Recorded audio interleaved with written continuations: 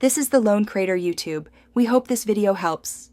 You start by installing Honda Connect and making your account now. You want to avoid delays.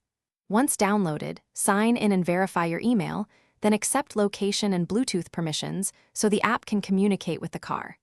You should have the VIN or license plate visible and put the vehicle in accessory or run mode.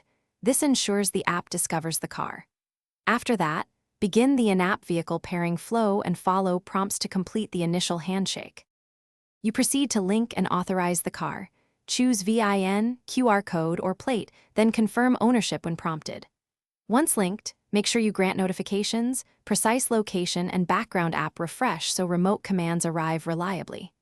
Next, learn the status screen. It shows fuel, battery, and maintenance alerts.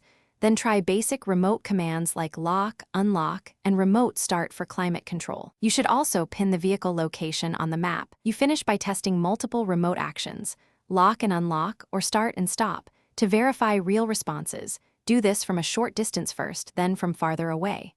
Once confident, customize notification preferences, save favorite commands, and enable alerts for service and security. Make sure geofence and scheduled climate timers are set.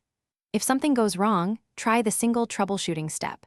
Reboot the app, toggle phone Bluetooth and location, and if needed, repair the vehicle. This resolves most connectivity issues quickly.